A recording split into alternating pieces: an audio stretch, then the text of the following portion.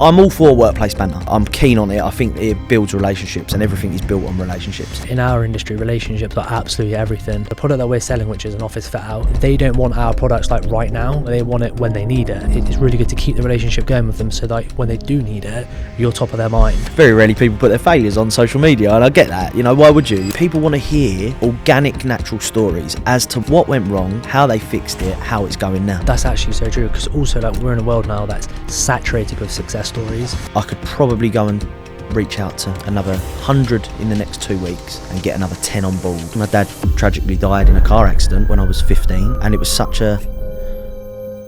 most of my conscious has blocked it out. Basically, I was giving 20 grand drawdowns to bricklayers, just didn't know how to deal with having that amount of money in their bank. You know, they weren't used to it. I was 80 grand in a hole.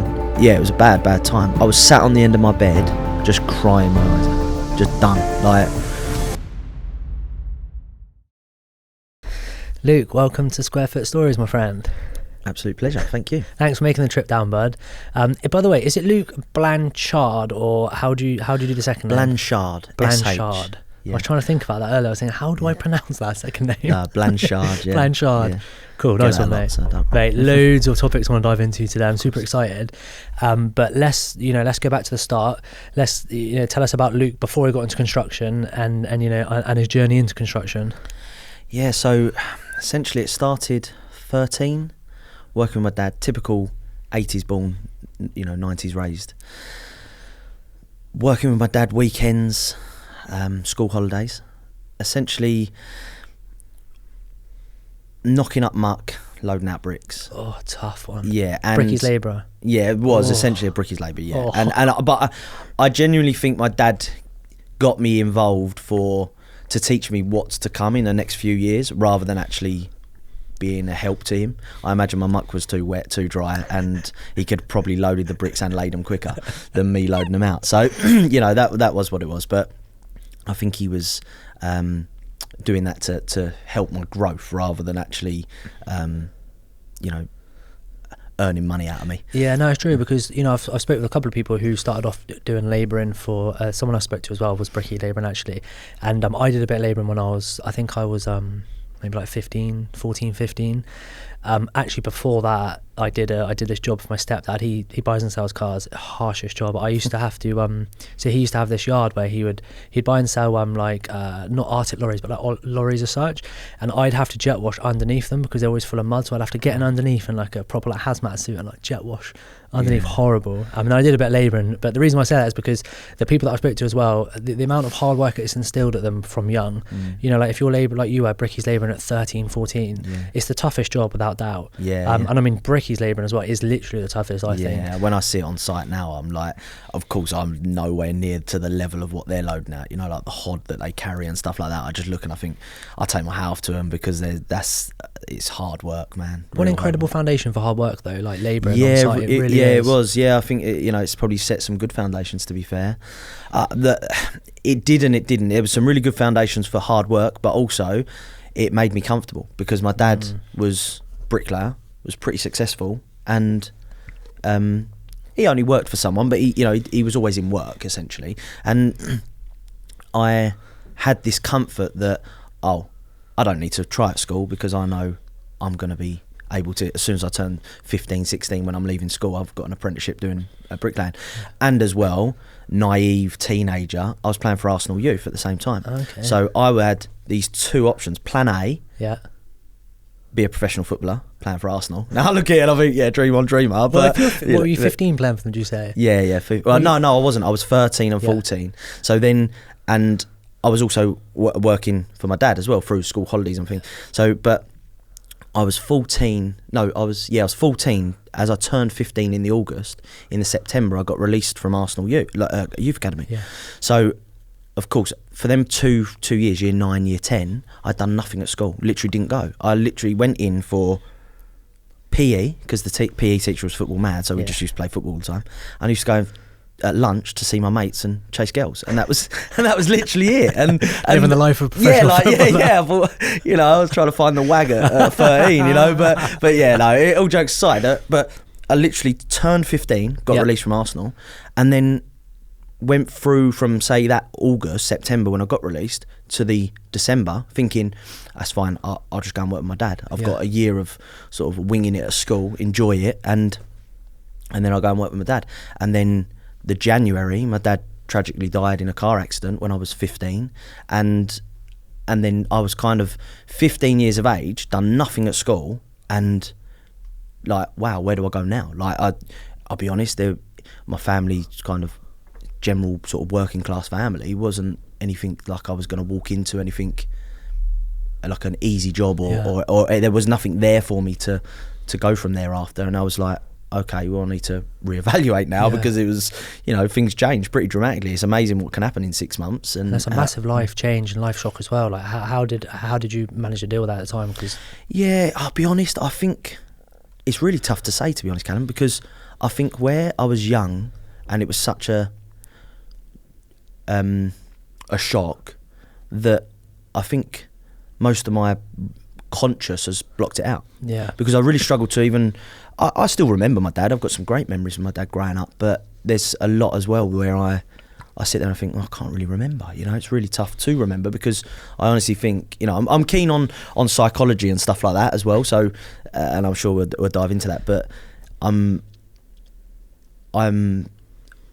I know that my sort of brain has blocked that out. Almost as like a traumatic event. It's just completely voided the some of the memories. I know you mentioned you remember some bits, but I remember going to work with him and playing football with him and stuff like that in the park. But and I remember stuff like him coming to watch me play football and things like that. But there's a lot that I don't remember as well, which I know I probably should a little bit. But I think obviously, plus it was 20 years ago now, so a long time ago. So that's such a huge event to happen in your life, and mate, I'm so sorry to hear that as well. Because cool, it's really sad. But so how did you 15 years old or 16, you've been released from Arsenal, and I assume at that point, I know you mentioned earlier you had two choices, but realistically footballing was probably the main one you wanted to do. Of course, before you got released from Arsenal. Yeah. And then obviously your dad really sadly died. So like, where did you go from there? Because there's quite a lot to happen in a year. Yeah, I didn't carry on at school. I got through like the February, March, April study leave at that time. I don't even know if they do that anymore, but it was study leave, and then I went and worked with a friend of the family,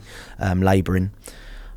Weren't a very nice place to work, and is that just because of the construction site, or is that the people. Sorry, the people. Yeah, he was a nice enough guy, but the people that worked for him were not the sort of people I wanted to be around. Bullies. Yeah, and obviously, as I know you're a bit younger, but similar age, and back then it was people. I'm all for workplace banter. I'm keen on it. I think it builds relationships, and everything is built on relationships, and you can trust people that give you a bit of stick. I think, without doubt, but also, there's a level where it becomes bullying. And listen, I'd been through something far worse than 10 idiots trying to give me some stick. Like, you couldn't touch me. Like, it sounds really, I don't mean it arrogantly. My grit, my resilience is second to none. Like, it's unprecedented. So there's not much that could hurt me now. I've got this like 24-hour rule where if something really, really bad happens, go in your bedroom, cry your eyes out for 24 hours, but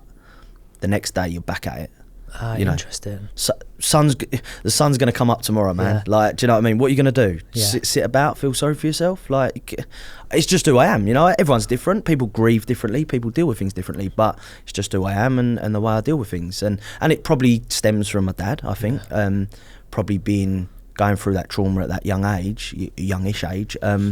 You learn to cope with things a bit more. Yeah. But worked for those guys, and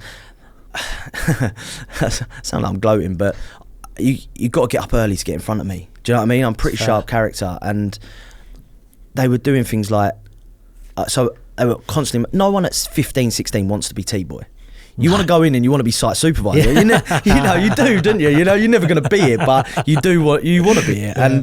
And I think at that point I was probably a little bit naive. I'd been working with my dad, so although he always gave me a tougher time, he probably wasn't as tough on me as what these guys were going to be. When you say tough as well, not from your dad, but the guys that you worked for them, was it just like making you do stuff, shouting, that's not good enough? Yeah, so they'd be having lunch and they would just throw half a sandwich on the floor going, don't worry, Luke will clear that up. Like, just think like, yeah, I won't swear, but yeah, that's actually an interesting, topic to dive down to. Like, why do you think construction sites are like that? Because again, I've spoken to a few people about this as well, and like it seems the general narrative is that because it's so male dominated, and it's a construction site is heavily testosterone fueled, with like like there is some females as well, but it's predominantly male dominated, and like it's almost like a what can I call it? It's like a dominance thing where like they're in this like crew of people.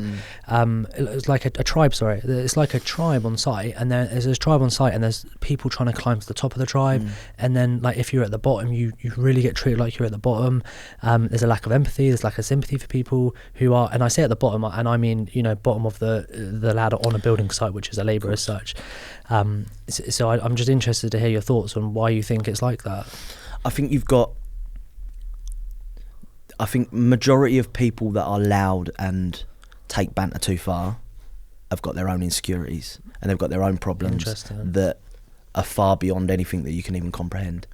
Just a short break from the episode, which I really hope you guys are enjoying. This podcast has been invaluable for me, and I hope it's providing a lot of value for yourselves. If you could just do me one small favor and subscribe to the podcast on your favorite platform, not only does it help me and the podcast, but it also helps share stories and insights from the industry that we find ourselves in. I hope you enjoy the rest of the episode.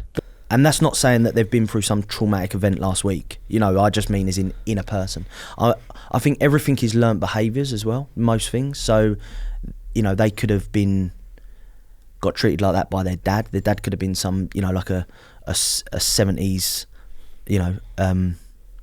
bully dad, that you see on TV and films and stuff, But they could have had a dad like that, that's made them that way, Or you get these people that are really loud and just take the piss out of you 24/7. That's because they don't want you to give it back to them. So if they're loud, then it deflects it away from them. Everyone's got their own reasons for doing it, and you've usually got the quiet people who are actually at the top of the tree, and they'll give you some stick, but they won't cross the line because they know where the line is. Where I think there's that middle margin where you kind of just get a lot of people that will just treat you like crap because they can. Or they think they can. And going back to that job that I had, like I didn't want to be T-boy, so I made the teas really badly, and I did, and then they got another labourer to make the teas. But then I remember my last day the reason I walked was that I always, for some reason, it sticks in my head, and not much does. But the guy said to the guy, I remember the guy saying to the other labourer, "La, leave all the tea bags in." I was like, at that point I thought nothing of it, whatever, I don't make tea, so it's not my problem. Sat down for lunch, and like him and 4 or 5 of his mates were like throwing their tea bags at me, and I boiling hot as well, like and just think like grow up, like just still grown man. And exactly that. And then at that point I thought it wasn't even that I couldn't handle that level of bullying, banter, whatever you want to call it. It wasn't even that. It was more that what I didn't want was for me to move my way up the tree within that company. And I'm keen on cultures, like if you're subject to the people you're around, right? So if you're around them people and you spend more time with your workmates or your work colleagues than you do your wife and your kids. So I didn't want to become that person that done stuff like that to young lads coming through. It just wasn't who I was. So, and it weren't sort of my morals weren't sat at that level, and I just thought, not that I'm above it, but I just thought, I don't. It's just not for you. Yeah, it wasn't. Yeah, I'm like I say, I'm keen on banter. I think it's a good thing, but there's a level where you go, no, you're crossing the line now. Yeah. So that was the sort of reason I left there, really. So obviously you mentioned there you left there. So where did you move on to after that? So you were there for? Did you say you were there for about a year? Yeah. Yeah. No, not even that. 4 or 5 months. Yeah. Done that, and then I just hopped around. Yeah. Just labouring. Worked for an electrician. Yep. Doing some labouring for him, plumber, chippy. Just sort of hopped around trades. Really good experience, really, to be honest. Open, getting in with different trades and learning different things on the building site. By the time I was, how old? 17. I'd sort of jobbed around with all different trades. You've been a carpenter, a plumber. Yeah, I was a multi-trader. Yeah, no, I'd learned a bit. I'd learned a bit of everything, and people say, it's a a jack of all, master of none is no good. But actually, I completely disagree. Yeah, completely disagree. I think if you know just enough about everything to get you by is far better than being great at making this glass of water but can't make that coffee. You know, I want to know how to do both. So it's true. And also there's a small caveat to that as well. I do think that a little bit of knowledge is way more dangerous than no knowledge. Because you do get the people who have a little bit of knowledge and they think they can do it, but you know that's so much more detrimental, because if you have no knowledge, you generally ask for help. If you have a little bit of knowledge, you think you can do it, you don't ask for help, and you know, like the projects or the tasks you're carrying out usually don't end that well. Completely agree. And I think that comes down to self-awareness of knowing that, okay, I know a little bit but not enough to put my point across that I think I know more. Most people that know a little bit then go on like they're professionals in the industry, you know, and I think that's where you've got to be self-aware enough to go, okay, I know a little bit about, you know, carpentry, let's say, you know, I know a reasonable amount now, but you know, I know a little bit about carpentry, but that's not me saying I'm going to go and cut and pitch a roof at 18, you know, because I don't know enough about it. And I think that's everything, every walk in life. It's true. I put a post out recently, and it was actually specifically about project management, and like just a couple of things I wish I knew that I know now that I wish I knew when I was 18, and you know, one of them was asking for help, which stems back to what we're talking about. You know, like having a little bit of knowledge and trying to do something, you don't really ask for help because you think, I know how to do it, I don't need your help. And you know, you get that young lad's attitude, don't you? You're like, I don't need your help. But like, you know, like something that I posted then, and you know, like quite a lot of people commented really nicely on it, just saying like, oh, do you know what, that's something that I wish I knew at 18. You know, ask for help, like ask your superiors and the people you're working with for help, and like, you know, because that you not asking for help can be really detrimental to a project or a project you're carrying out. And most people are good people. You get the odd person that isn't, but most people are good people and they do want to help. Like I've found that. So I think you're dead right. Yeah, I think asking for help is a massive thing. Without doubt, mate. So you've hopped around from, by the sounds of it, for a few years in your late teens. You've done a bit of everything by then. You've done a bit of plumbing, a bit of, you know, labouring, bit of T-boy. Not so good at it. I made sure I wasn't good at it. So, you know, like, as you worked into your 20s, like where did you go to? Did you stay in construction? So back end of my teens, so through my youth, 13, 14, 15, I loved property, always have, and I do now. And is that like the architecture side of property, or is it just like in general, like property developing? You know, like that typical, again, young lad where I'm going to be a property developer, I'm going to buy houses. I was that, mate. I used to think that as well. It took me 7 years to do my house up. It genuinely did. I'm still not finished now. Like, it's just, I'm terrible at it. But no, I'm just too busy doing everyone else's jobs, you know. But and yours gets put to the back of the pile. But I've always loved property, so I through my teens, I would do real basic maths, like pen and paper, and look in the local newspaper, and even on Rightmove when that started coming to fruition, and I would look at a property and go, right, this property's up for £180,000. It's going to cost me 20 grand on fees, 50 grand to renovate, 250. I'll sell it for 300, 50 grand profit. Then I'd go on to the next property. Right, I'll put that 50 grand down, and that's how I was like pads of paper just with like random numbers on it. Like, I remember my nan finding it once, going, "What is this?" Like, and I was just like, "Oh, you won't understand. Like, just don't worry." And she was like, "All right, cool." But yeah, and it's. I remember having like once I found like a paper in local newspaper under my bed that was like nearly a year old, and it was because I was reviewing the property, what they had sold for and stuff, like, because Zoopla and stuff like that wasn't a thing then. And really keen on property, so hopped around building industry. Always wanted to be in the building game and be a property developer, but I was like, my mum done cleaning for a guy that owned an estate agents, so I was like, oh, I'm gonna have a go at that. Dressed in not 18, 19, dressed in a suit, and you know, got to go around property. I loved it, and I was actually really good at it. I was, you know, sold quite a few houses and for him, and you know, all that. But that was 2007. And then 2008 the market crashed, and to be fair to him, the guy had done really well, and he was like, I don't need this, like, I'm just gonna close the business down. And I think he went into being a masseuse or something like that, and, a masseuse? And like doing like massages and physio.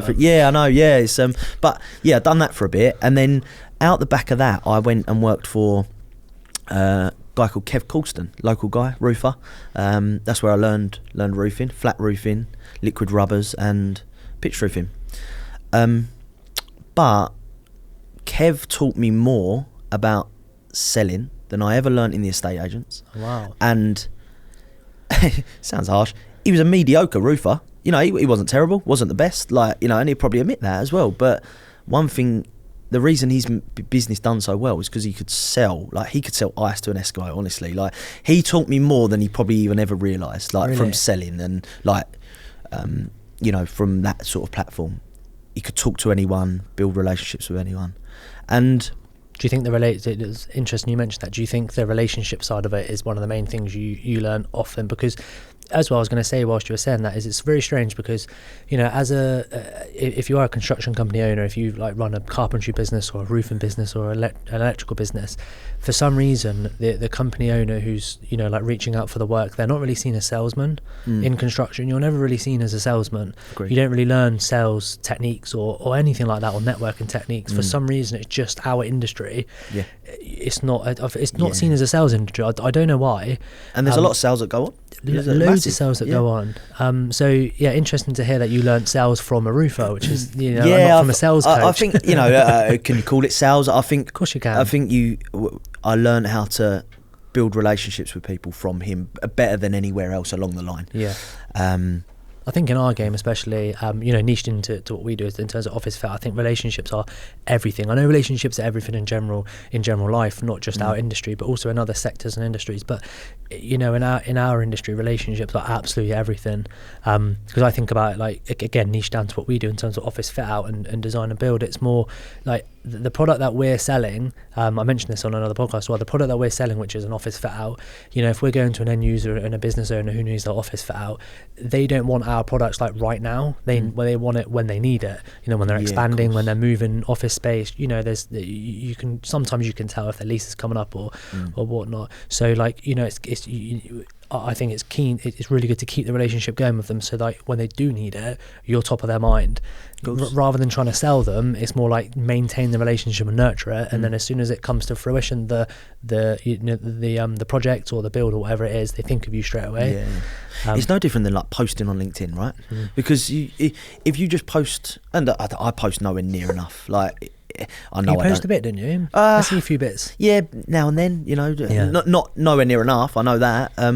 I think if I posted a lot more, I'd probably get a lot more engagement. You actually would, and also not only that, it's like I think LinkedIn's so underutilized and undervalued in construction as a general, but also like the design and build that I'm in. It's so underutilized. Like, not many people do it, and I think I'm going to butcher this stat. I hope I don't. But I listened to a podcast. I think it was a podcast from someone called Darren Lee, who runs a podcast called Kickoff Seasons, and he recorded with a girl on there called Lara, I think it was, who runs I think she runs a LinkedIn branding company, and I'm pretty sure she said on there that like 99% of LinkedIn users don't post at all, and not at all, no post whatsoever. And then within that 1%, I think 0.7 or 0.8 of that 1% that do post only post once a week, and then obviously I can't remember what it is, but the number gets drastically smaller and smaller in terms of people that post every single day.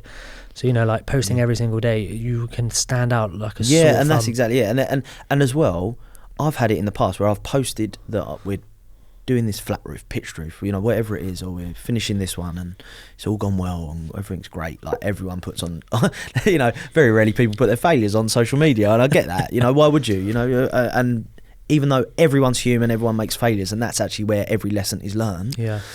No one really posts it, which I understand. But we should really, shouldn't we? Think I agree. About it? Yeah. It's no different than this platform, right? You people want to hear organic, natural stories as to what went wrong, how they fixed it, and how it's going now. That's actually so true, because also like we're in a world now that's saturated with success stories.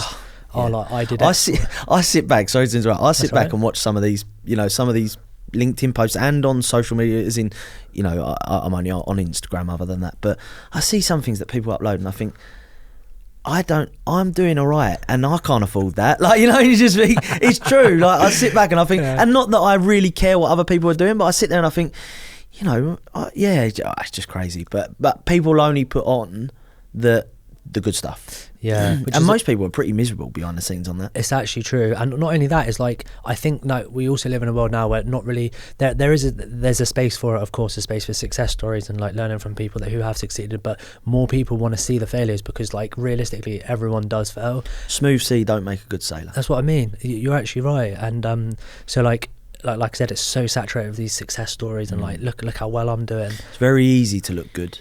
You know, it really is. It's easier than to look good than it is to show all your failures. And yeah, I think showing your failures is actually, it shows as well to to people that want to buy into you that you're human.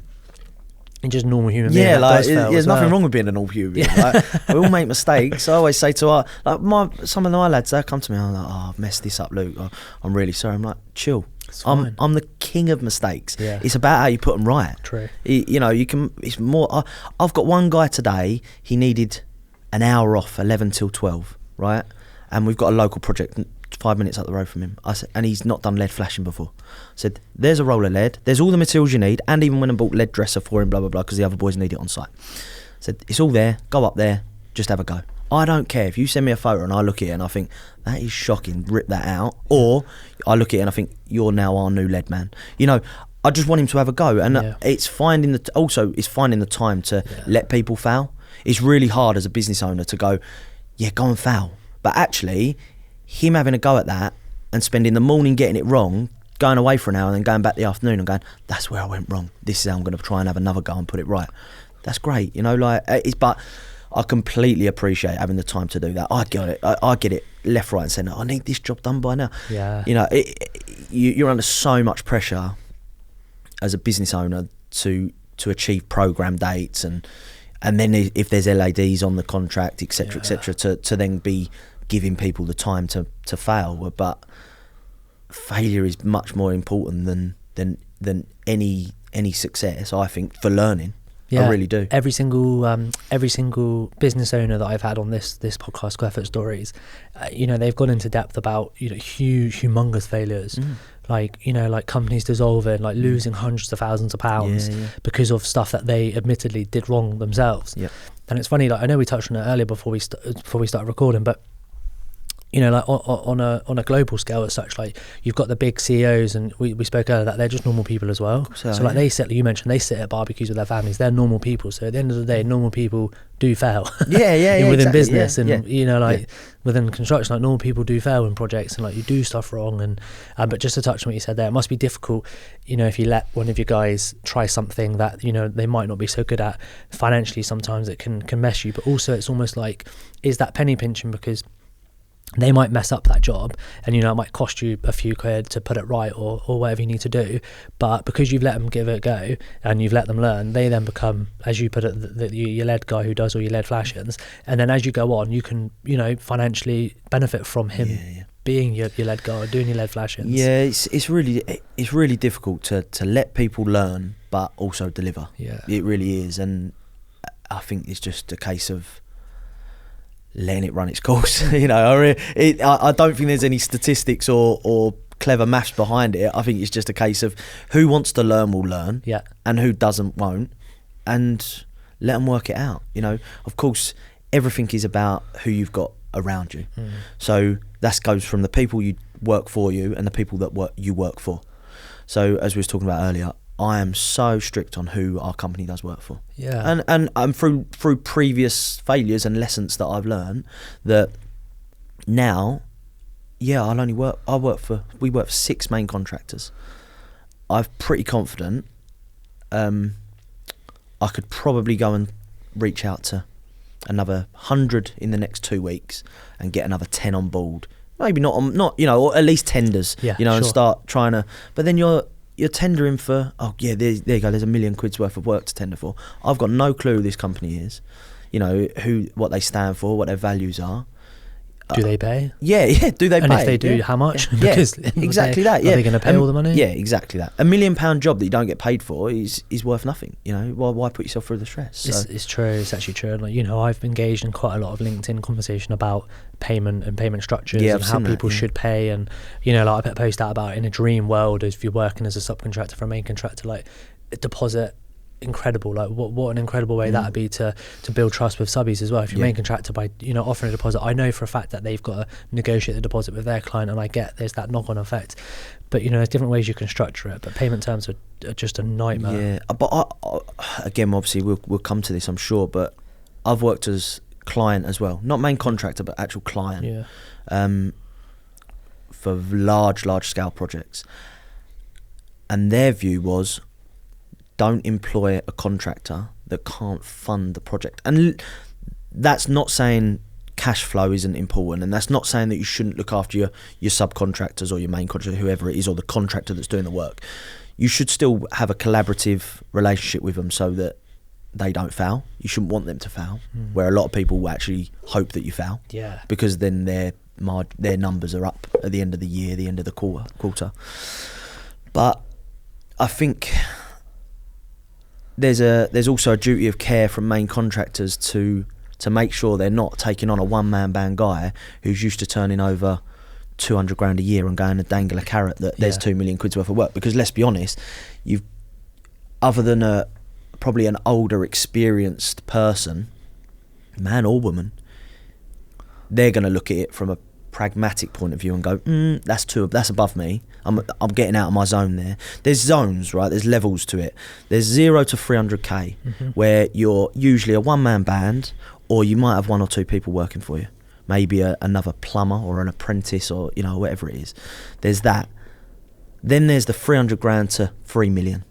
We're at the top end of that at the moment. And that is where, so for me, I delegate as much as I can, but I'm still working in the business for it, still pricing jobs, if there's overflow for our estimators or estimator, we're not that big yet, but estimator, and if there's overflow that I need to price, or even overseeing that, and that's not that there's no confidence in the estimator that does the work, it's that we're not big enough to make a mistake and just suck it up. We're not at that point yet. And then there's the 3 million to 10 million mark, and that's where everything should be delegated, and you should just be chief problem solver, dealing with problems that everyone I'm chief problem solver, marketing manager, you're a bit of everything. and estimating checker, there's loads to it, but that's all part of it, and that's also getting to that next level. And then 10 million plus is just a different ball game. And I think you go into investors and stuff like that when you get to that point. I think, maybe I'm wrong, but I think it's reasonable as well, something you mentioned earlier about the client, demanding contractors to be used who can bankroll a project. I do think that's reasonable from them, because you hear of contractors going bust on projects and then they're having to find someone else, and trying to find another contractor mid-project is difficult, who's who can deliver what they say they're going to deliver and deliver on the project schedule, and because our industry is just, it's so schedule driven, and day by day is just, everyone gets right into the nitty gritty. Day by day is like, this got to be done, which is fine, it's fair enough. Budget's got to be met, projects, timescales, everything's got to be met. But one slip of the dice or one domino being knocked over, and it can just completely fold a project, fold a company as well. Maybe not a main contractor, but subcontractor. Subcontracts are massive. I think as well. There's also, I know, mental health's a big thing now, and that's great, that people are actually caring about other people. But let's say you, as a commercial director, the only person above you is the CEO, and you're subcontracting, you're sending a PQQ to a one-man band. They tick all the boxes because they've paid someone to tick those boxes, not because they've ticked their boxes themselves, right? And that goes on across the board in this industry. Chaz, construction line, all of that stuff. It's great for what it is, but it's so easy just to go, pay someone $1,000 and they can fill in cross the T's, dot the I's for you, write all your policies, don't even read them. That goes on. I know it does, because I've spoke to people that do that, right? And they then take on £1 million project, can't deliver on it, got no experience on delivering on it. There's, I believe, and this isn't me just saying it's the main contractor's duty to do this, it's also the subcontractors to sit there and go, that job's too big for me. And be open and transparent. Yeah, exactly that. Really, if someone offered me now a £30 million school knockdown rebuild, I'd openly sit back and go, I think because of the person I am, I could deliver on it. The same. But I don't think that my business is at a point now that it could deliver on it. I genuinely think that. I haven't got the funds to deliver it, you know, and I'm waiting 60 days end of month to, you know, after the shell's built to get some funding. No, I'm going to go under within a month. But you look at it from logically, no. But mentally, you know that if you could, you know, if you had the finances and, you know, if you had the team around you, you'll think, I could pull it together. 5 years time, completely different story. Once we've built the business up and we're at that point, I'll be bankrupting them big boys. You know, we will, but it's just getting to that point. I'm still young, you know, mid-30s. I've still got years ahead of me. I'll get there.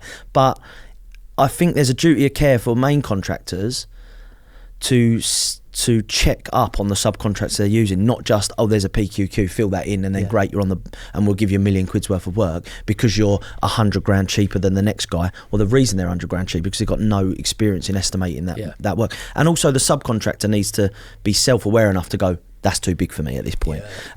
We all make mistakes. I've made mistakes, you know, and go back to it.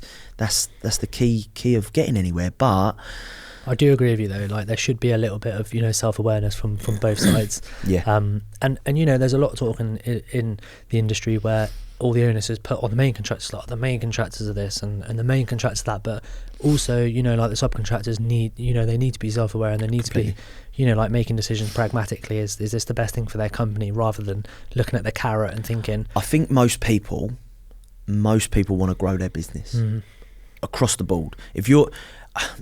If I made £1 billion profit this year, I'd want to make 2 next year. True. It's just the mindset. Yeah, human nature as well. Yeah, exactly that. Yeah, I don't even think it's greed. I just think it's the will to want to get more. And yeah, I think so. When a main contractor has worked their backside off for 3-4 years, and they're not breaking that 300-400 grand mark, and then they get that first $500,000, 600 grand job in one job, not taking 30 jobs over the year to do that, they then go, yeah, I want a bit of this, and they just see the dollar signs, you know. They do. It's natural, and yeah, it's obviously cash flows massive, you know. Very key. You know, let's jump back. So estate agency, how did that go, and how did that end? Yeah, again, like the market crashed 2008, and I'll be honest, I needed to be in the building industry. It's what I knew, you know. It was great, it was good fun. You know, the guy had a BMW. I was 18, driving around a BMW 3 Series with his sign writing in a suit, you know, a pinstripe suit with pink tie and all that stupid crap. But, you know, it was good fun, you know, I enjoyed it. 18-year-old's dream. Yeah, sunbeds and all that. Like, you know, just look at you. I look back and I think, Christ. But, yeah, it's good fun. But I'm still doing the sunbeds now. You look great for it, mate.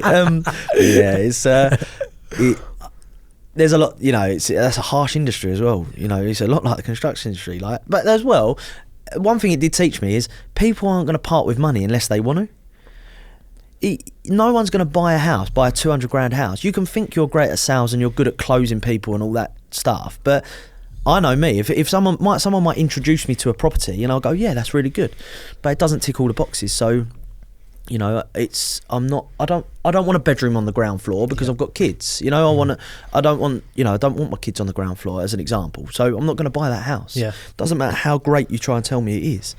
So it taught me a lot that, you know, and then obviously on to working for Kev Colston and in the roofing. That was really good. It was a really good experience, really opened my eyes to roofing, and like I say, he taught me how to sell more than the estate agency. Sales and relationship building and and all that sort of stuff. And I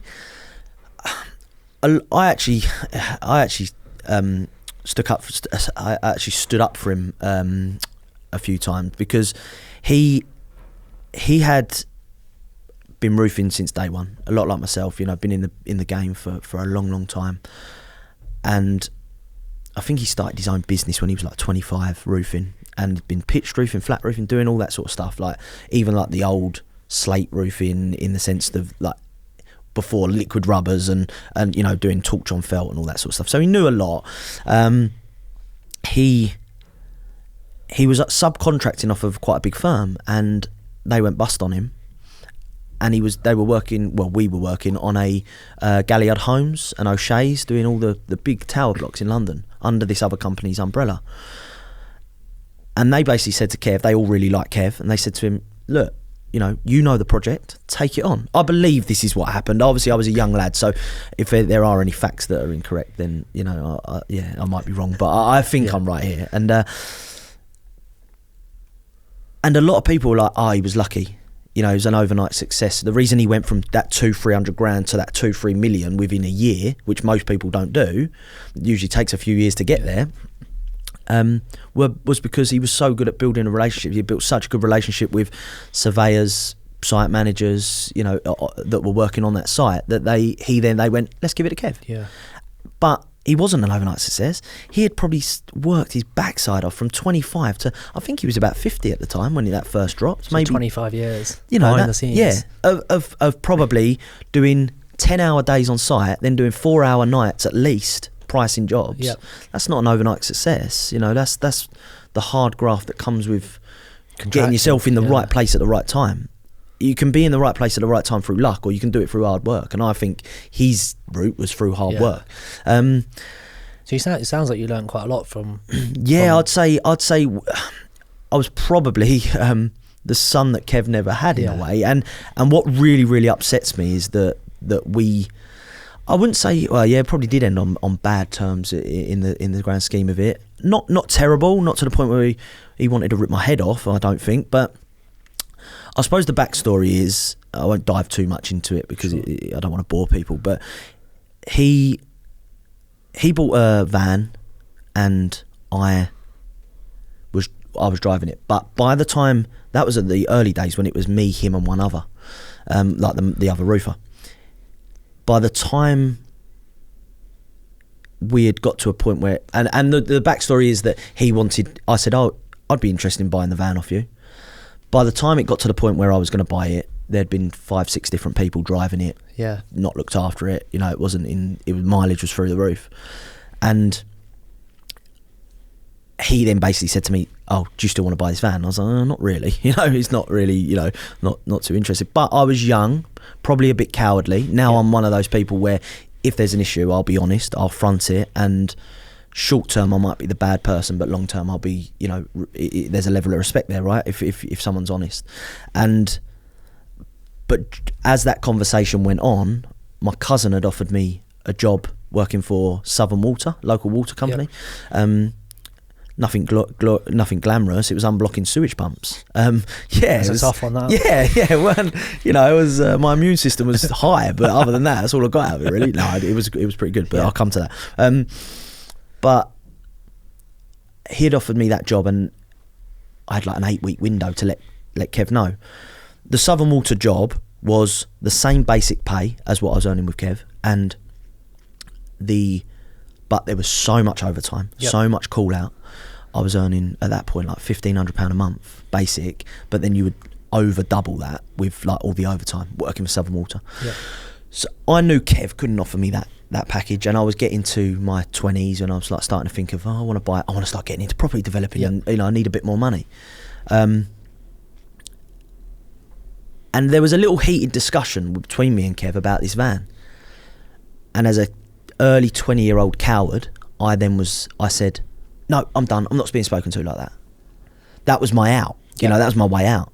And now I'd never do that, and I'm sure that if I see him, he's moved away from the local area now, but I think if I see him, I'd go up to him and put my hand out and apologise. I've dealt with that completely wrong. If someone done that to me now, owning my business, left me on that day, it was CIS, self-employed. I could leave tomorrow if I wanted to, and he could sack me tomorrow. No questions asked. But I think if someone said that to me now, done that to me now, I'd be like, oh my God, like it throws a spanner in the works, isn't it? You got plans, you got projects you got to deliver. Of course. So I regret that. It's probably one of the things that I look back on through my young career, and so I think I learned a lot from that. Never to just bail out on someone. Be honest, be straight, and probably have a level of integrity, really. So that obviously put an end to working with the roofing company. And then Southern Water, did you say? Yeah, sewage pumps, right? It's sewage pumps. Completely different. I've been about. Sewage pumps, unblocking sewage pumps. It was, How long did that last? I was doing that for 4 years. Okay. And then I missed construction. Yep. not really much to dive into on the sewage pump side. It Yeah. was what it was, you know, just. Yeah. And then straight back into construction? Yeah, or? for Southern Water. Okay. So I went as an assistant project manager. Okay. Typical corporate route. We was delivering, you know, 10, 12, 20 million pound jobs. I was working under the PM, but that was an experience. Learned a lot there. I learned NEC free contracts, forecasting finances, you know, dealing with main contractors, and the list goes, you know, project managing between designers and you know, the delivery. They were a delivery partnership, and and learned a lot there. Done that for a few years, and I was doing that for a while and really enjoyed it, and I learnt so much, and now I get to that point where when I get a contract through now as a, you know, small to medium sized business, there's no fear, you know, like I look at it and I think, yeah, JCT, you know, all day, you know, send me that. Like I used to like Z clauses and, you know, just books like that, contracts like that and I'm very meticulous. So I wouldn't say I sweat the small stuff, but I'm very meticulous on detail. So my terms in my quotes are longer than my actual quotes because I evaluate every risk. Yeah. And if I'm ripping a roof off, I don't know if them timbers are going to be structurally sound. So that's going in the terms. Yeah. You know, so, and protecting yourself. Yeah, of course it is. Yeah. And I risk management. Yeah. It's massive. You know, if you don't do that, if you just say, oh yeah, there you go, I'll do it for $1,000. Like, well, you get, and it's a $5,000 job and you've done not research any detail, then you're going to fail miserably pretty quickly. So that was like working under a project manager, you say? Yeah, project manager, and I had some of my own smaller projects like 2, 3, 4 million pound schemes. But the big ones I was APM on. Got my APMP, done all those, Prince 2, how long did that last? That was 3-4 years again. Yeah. Yeah. So you did a 7-8 year stint? Yeah, a long time at Southern Water. Yeah, pretty good stint. And then basically I was always keen on owning my own company, working for myself and having my own business. Decided to start up Luke Blanshard Project Management. And actually, going back, I've had a few businesses before that. Yep. Funny one. The funniest one is working in the estate agents, and I started AustralianProperties.com. Why Australian Properties? I don't know. I'd never been to Australia in my life.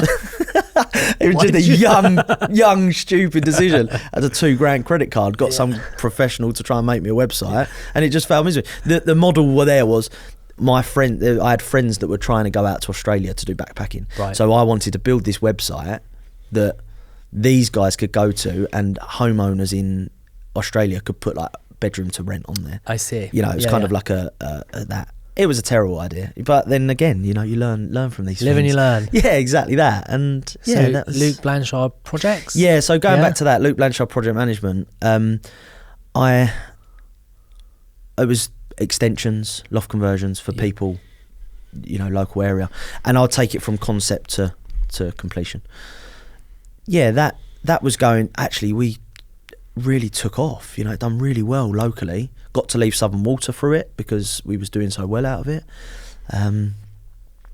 Long story short is we were subcontracting to a lot of local builders, and then we found one that was really good.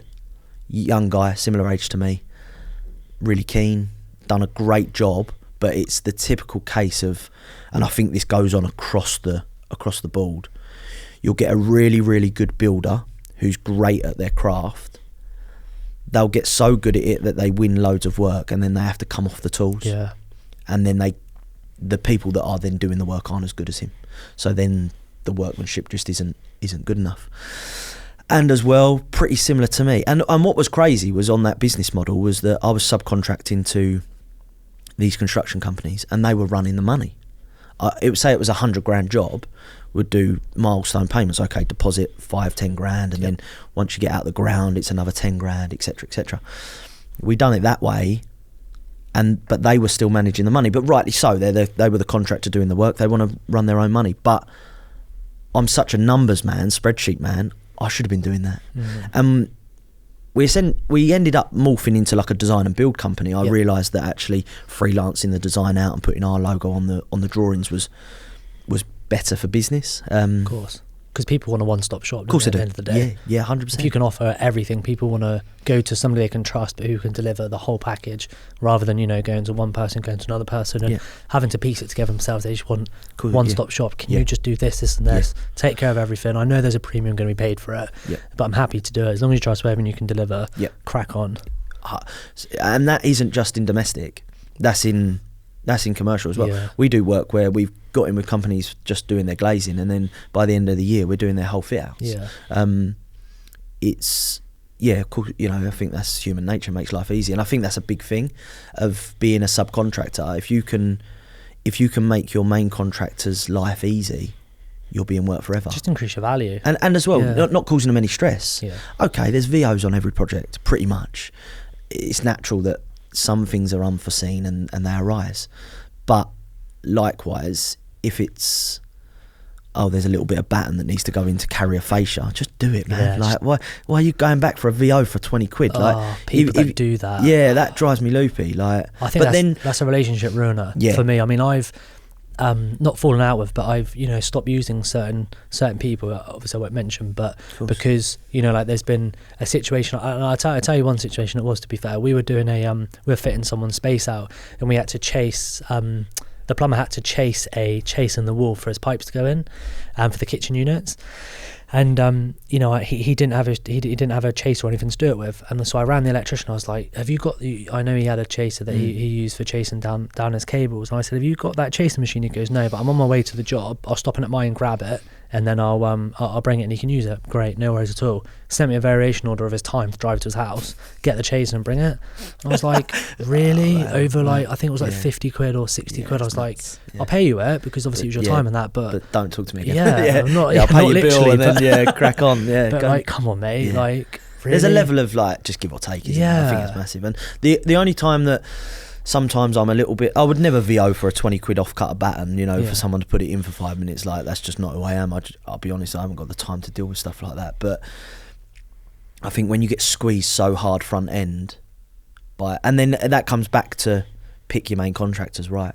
I think if they want to squeeze the life out of every cost of you and then expect you to do a load of freebies, then you're not working with the right person. True. That works both ways. You know, you're the route, what you're saying about the electrician, but also vice versa, the other way. True. You can't expect him to go and chase all the plumber's pipes out. Completely agree with you. And I would never expect that as well. No, of course you wouldn't. But it was just funny because I just thought, like, I'm really fair as well. So like, I'm the same. Really? Yeah. Like 50 quid. Yeah, just think like, I get 50 quid at the end of the day, and like, you know, you don't want to be giving away money, but you know, for the sake of nurturing a relationship and pushing forward. He'll drive past you tomorrow in a Ferrari. You'll be like, I should have charged him VOs. I'll probably, in all honesty, so I've been in the game, like, working for myself 6-7 years. I've probably done 100 grand's worth of freebies, like, you know, over the, but then I've got really good relationships with people. So it's, and would I have just won £1 million contract if I hadn't have done something that helped them? Long-term thinking. Yeah, of course exactly what it is. So you just said then, obviously, let's dive into that. You've been working on yourself for 6-7 years. So I've done LBPM for a while, and I suppose just diving back onto that, essentially gave the control of money to people that I probably shouldn't have.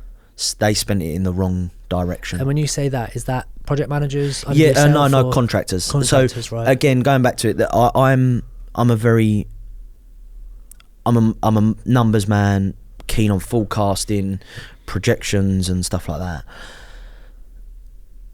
At that period of LBPM, we were starting to get busy, and basically I was giving 20 grand drawdowns to bricklayers that just didn't know how to deal with having that amount of money in their bank. You know, they weren't used to it. They were spending it and then they weren't able to. Flat fancy fast cars, motocross bikes and fishing gear, and the missus had 2 horses and all that. And I remember one of the carpenters coming to me, and it was actually a carpenter who worked for me but was trying to help the project along. Or I say work for me, I'd got him in as sort of just to help push the project along.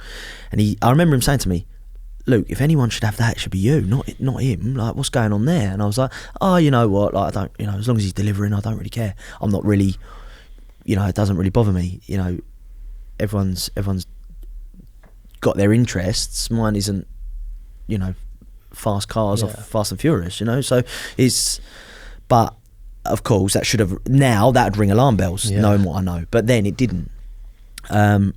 essentially the guy come to me and said, I'm out of money. Left us 78 grand in the hole, but it was under my brand. Luke Blanshard project manager. I was under, it's under my brand. So, and don't even ask me how I got out of it. I really don't know. Oh well, I say I don't know. I borrowed 20 grand from a family member. Yeah. And I borrowed 20 grand bank loan. Yeah.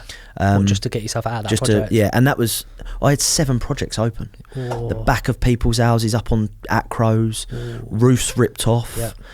Like when you look and you just think, like, yeah, it was a bad time. I'll be honest, I remember once I was sat on the end of my bed how old was I? I must have been 30, 31, just crying my eyes out, just done. Like, I was 78, 80 grand in a hole, circling the drain. Morally, I wanted to get the jobs finished, and I could have quite easily just walked away. Yeah. My bank balance had 5-6 grand in it. Yeah. I could have quite easily funded myself for the rest of that month, gone and got an APM job, and just walked away from it and gone, nah, not my problem. Oh, sorry, the business has gone under. That's a real easy thing to do. It goes back to, it's really easy to quit. So easy to quit. Yeah. That it's always difficult to carry on. And I think now, looking back on it, the best thing I ever done was carry on. Learnt so much. I think there's so many people, I see it on LinkedIn, I've seen it back end of last year and I see it start of this year, where people are struggling, and I get it. There's a reason it's called the 1% club, because 99% quit. Yeah. But now I'm at that mindset. It doesn't matter how big that wall is. I'm going over it, through it, or around it. Like, it doesn't matter. That's what's happening. You can try and you can either come with me for the journey, and I promise we'll all do well, or you can just move out my way. They're the 2 options. And that being said, that was one of those moments where... So you sat on the end of your bed crying? Yeah.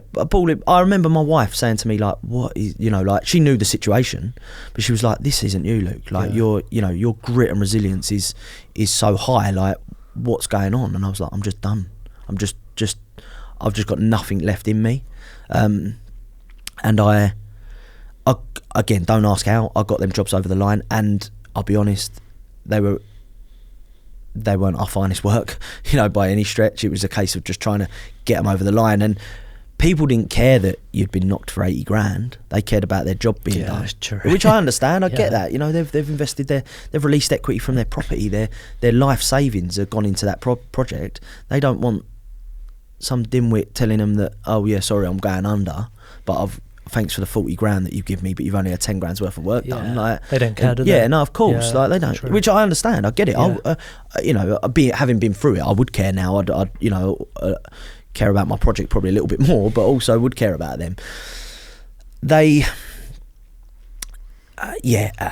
was that really. So that was that must have been a tough period from from when that brickie comes up to you and says, haven't got any money to finally deliver on the project. Yeah, that was hard. Yeah, that was a hard 6 months. Like, if I showed you a photo of me then versus now, it'd look like you would struggle to see the lack of sleep, yeah. Don't get me wrong, I'm one of those where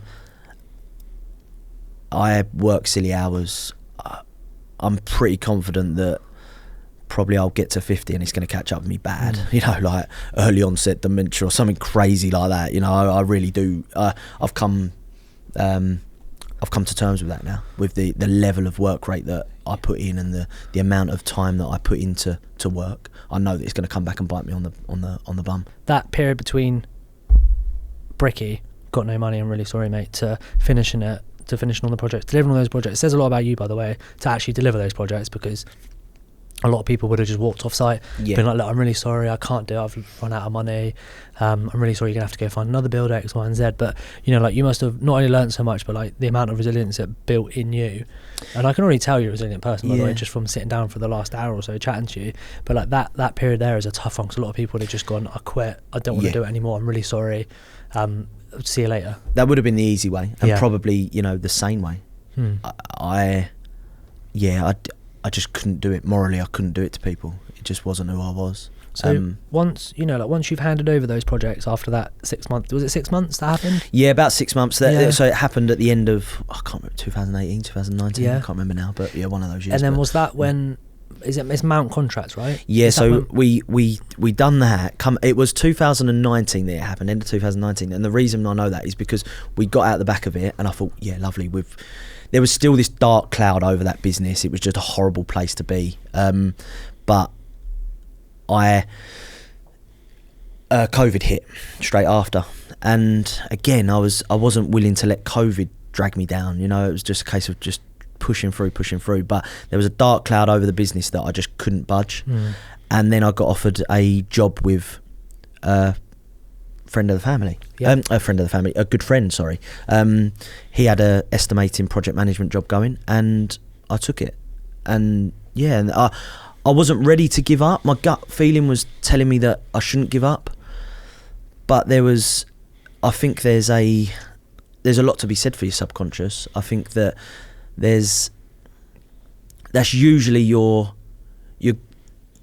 subconscious telling you that something's wrong or something's right. Yeah. Like, I think people don't follow their gut. It's crazy, like absolutely crazy. But it is to be fair, there's a couple of times, you know, in my life where gut's saying one thing, your mind's saying the other, and you're having a real battle. You're having a real battle in your head because you're thinking like, there's this situation, there's this avenue, there's that avenue.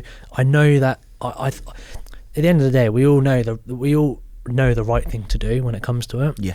But it's like your mind's saying different things. Your gut will tell you that not to take a project on because it's too risky, but your mind will be saying, yeah, let's go. And that's where you've got to really sort of drill down on that. Jumps back to what we were saying earlier about self-awareness.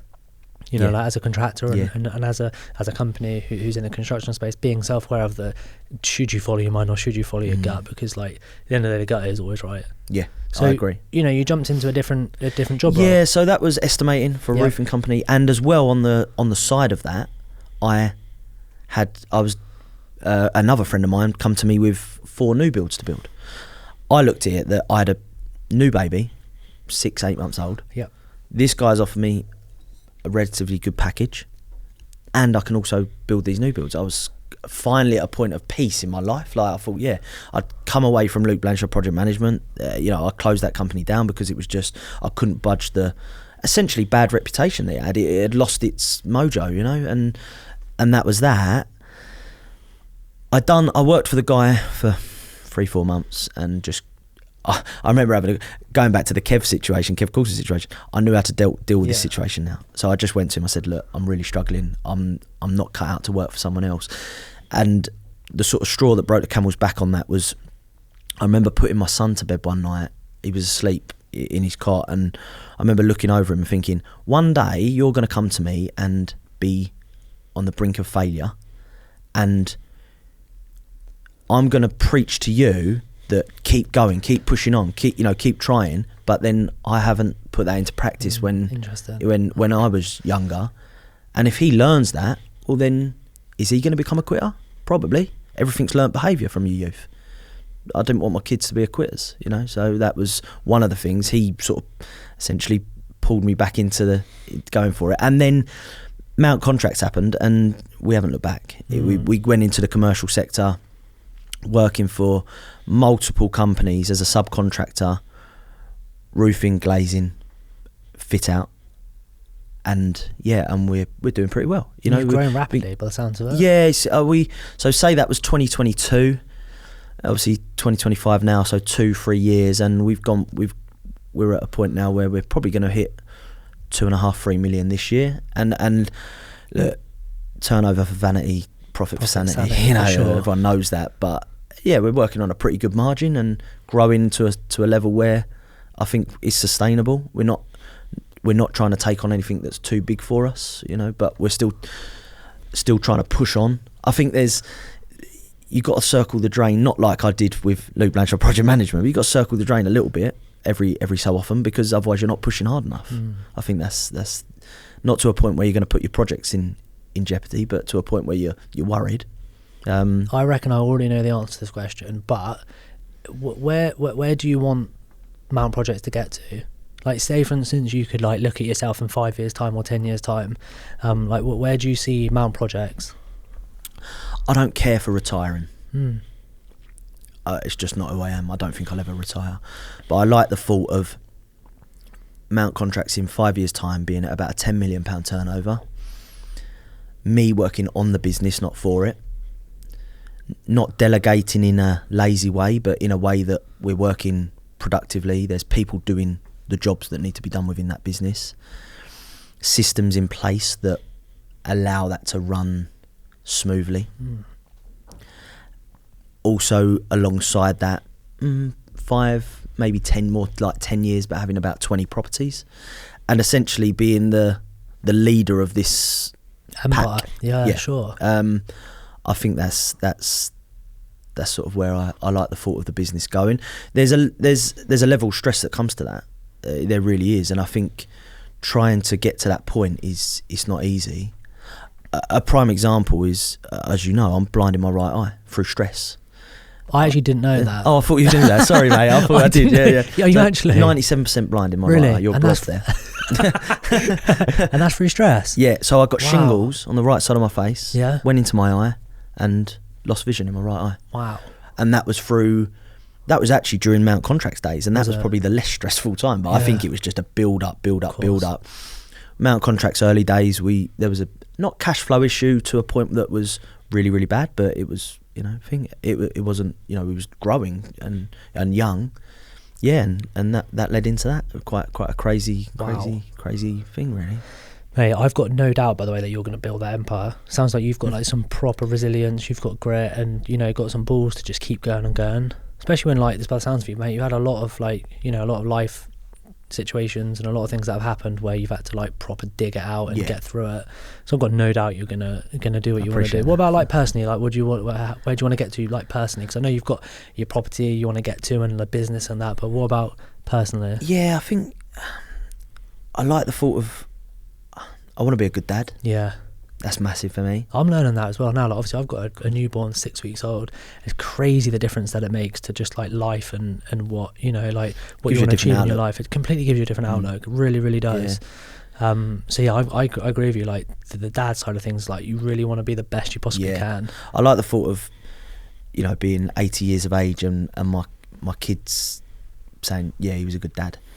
Giving away everything that they've had. Okay, they're going to live quite a privileged life, I imagine, but I like the thought of them, when I'm on my deathbed saying, you was a good dad. Yeah. That's a driver for me. I've got a great relationship with my dad as well, and it really has driven me to want to do it. And also what you said a minute ago about, your son in the cot, he's already given you a drive, and he's already given it. Yeah. He's already they don't realise what they bring to your mindset. They really don't. Change your life. Yeah. Completely changed my life in 6 weeks. Incredible. You think you know love until you have kids. Bang on. You are literally bang on there, mate. Mate, thank you so much for coming on today. Absolute by the way. pleasure. It's been a pleasure diving into your story, and you've had a tough one, but also, mate, you've done incredibly well to get to where you're at. Appreciate and like I've said a couple of times, got no doubt you're going to achieve everything you want to achieve, mate. Likewise. So thanks so much for coming on, Luke. Super Appreciate it, mate. Cheers. Thank you.